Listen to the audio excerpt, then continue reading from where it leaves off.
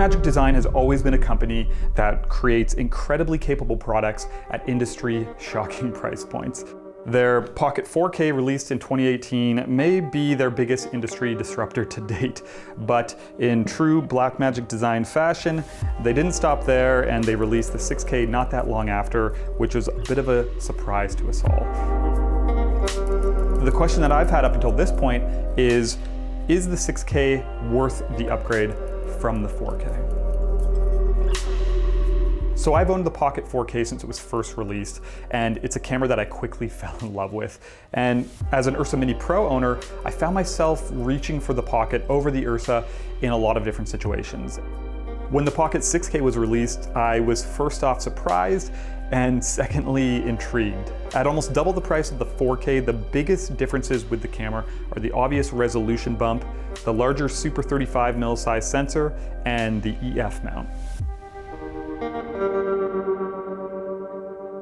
What I want to do today in this video is just do an overview of what makes this camera different than the 4K, go out and do some shooting with it, and then also just do a couple comparisons between the 6K and the 4K in some real world scenarios, looking at things like depth of field, detail, dynamic range, things like that. And at the very least, I hope this video helps anyone who's interested in both of these cameras but is having a hard time making a decision on which is the right one for them. So I'm here with my friends Jesse and Susan. They're professional photographers doing most of their work in Algonquin Park. We're just here at this cool little coffee shop and we're going to do some just simple A/B tests between the 6K and the 4K to show some of the comparisons, and then also just shoot some B-roll as well with the 6K and maybe try and sneak out afterwards if we have some time.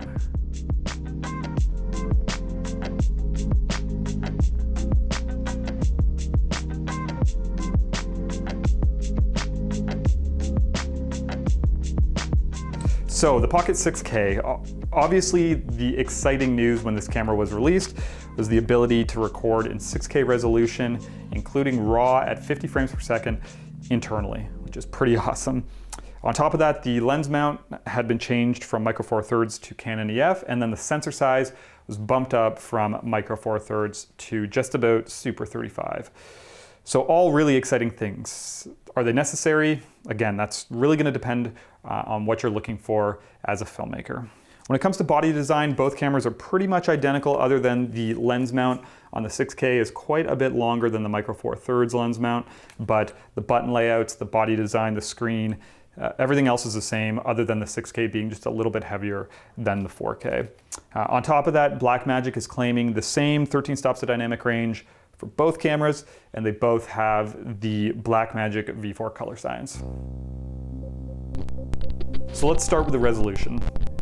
This camera shoots a max resolution of 6144 by 3456 at 50 frames per second. Quite a jump up from the 4K.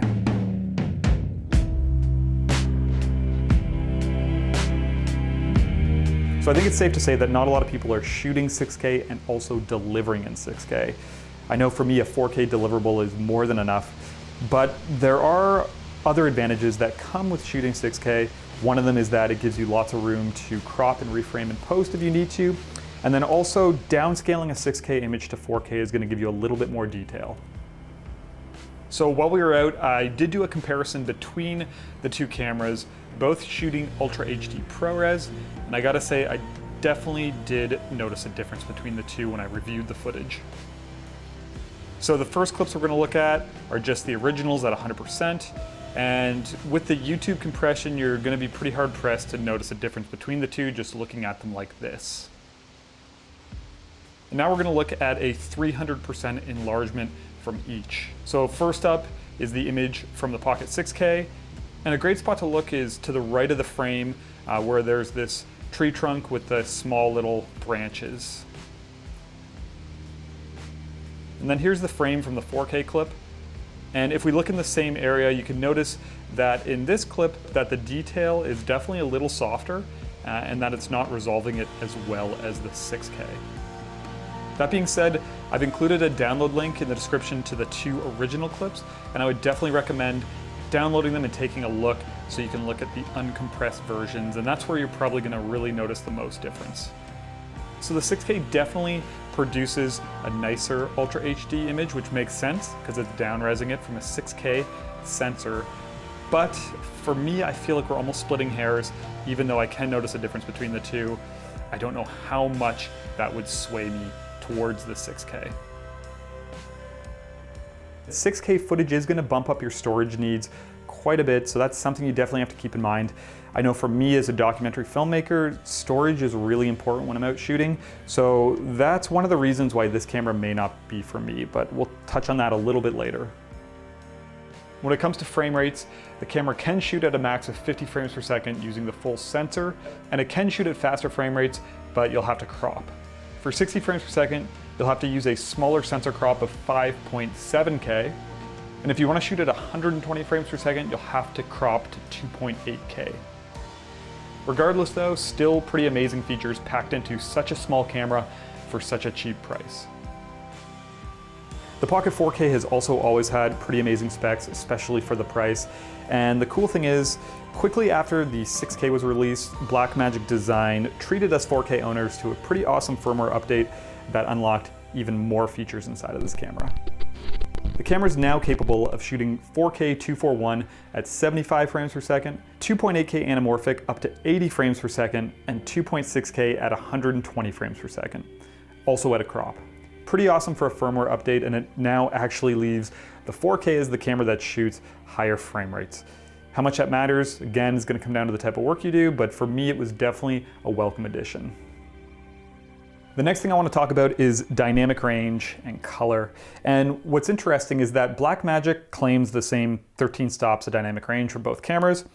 But when you look at the ISO charts they provide and you look at the base ISO 400, the 6K is showing a total of 13.4 stops and the 4K is showing a total of 13.1. Obviously it's a minor difference, but according to those charts, the 6K does have a little bit more room in the highlights, which is kind of cool. When it comes to color, even though they're both using the same V4 color science, the 6K obviously has a different sensor, and I did notice a bit of a difference in colors in the way that they were rendered pretty much right away, and we're going to take a look at a few examples right now. For this test, I used Susan as my subject, and I set up a static scene and shot the exact same frame with both cameras. First up is the Pocket 6K, and for the grade on these, I simply applied Blackmagic's Rec 709 conversion LUT just to keep things consistent. Next up is the 4K. So to me, the 4K seems a little bit warmer, even though they were both shot at the same white balance. And the skin almost seems just a little more green, but really, really minimal difference. So here's the 6K again. And in this one, it was interesting to see the shift in the blues in the shirt. So watch as we change to the 4K clip coming up. And again, the 4K seems just a touch warmer, and to me, the skin doesn't look quite as nice. There's a bit more green in it. But again, we're talking minor differences here, and these clips haven't been corrected or graded other than using the conversion LUT. So the next big upgrade to talk about on the 6K is obviously the sensor size. So in this camera, they bumped up the size of the sensor from micro four thirds, which was in the Pocket 4K, up to Super 35, although it's just a little bit smaller than traditional Super 35. But with that being said, it's still quite a bit bigger than a micro four thirds sensor, so you will be able to get a shallower depth of field. But the Pocket 4K benefits, in my opinion, from having a micro four thirds lens mount instead of the Canon EF, which is going to give you better flexibility for adapting lenses, but it's also going to let you mount a speed booster to it.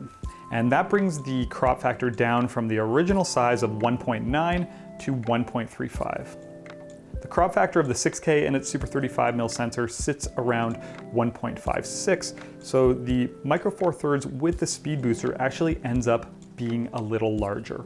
So one of the tests that I did for this comparison I'm going to show you now is I took the 6K, shot a frame at a specific focal length, and then I took the 4K and I shot that exact same focal length with the speed booster just to see the difference in frame size, with the 4K being just a little bit wider.